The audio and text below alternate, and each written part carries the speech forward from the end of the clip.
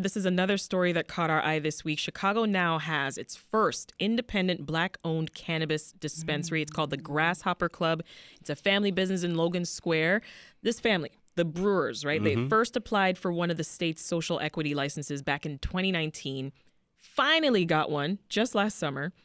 Are you surprised it's taken as long as it has, Brendan, for the Brewers and just applicants like them to just break into the industry? The whole promise of this marijuana legalization through Illinois was the social equity component, and it has not delivered much at all until now. This is definitely great news.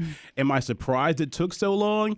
Not at all. Being Black in America, no. Honestly, I'm not surprised at all that it took so long. Yeah. This is what the government tends to do when it comes to Black people.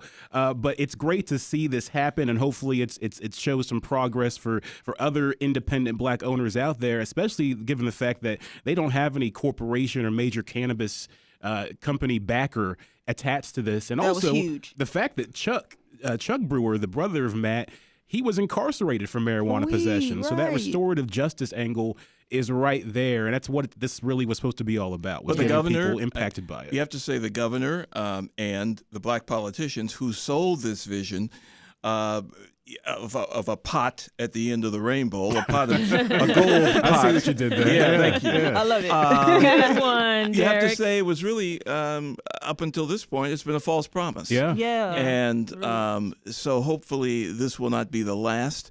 Although, when you look at the structure of the marijuana industry, what happens is consolidation. And even a lot of these smaller vendors start out and they make some money, but eventually they sell out to larger entities. To the The man. beer Well, sell out to the companies, the man. tobacco So here- companies are eventually going to take control of this industry. Well, That's here's another reason why it caught our eye. It was simply because of where the dispensary is. Yes. So it's in the old Logan Square Trust and Savings Bank. Folks, take a look at this.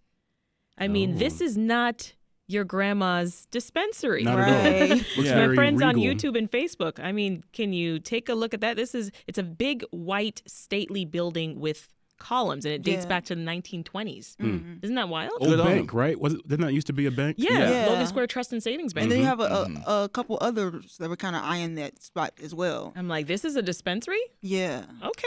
Doesn't look like it from the outside, which it gives it some unique appeal. Yeah, you know? it does. Makes you want to check it out. I'm hoping that they branch out to the south side, with Yeah. another dispensary because they said they wanted to expand.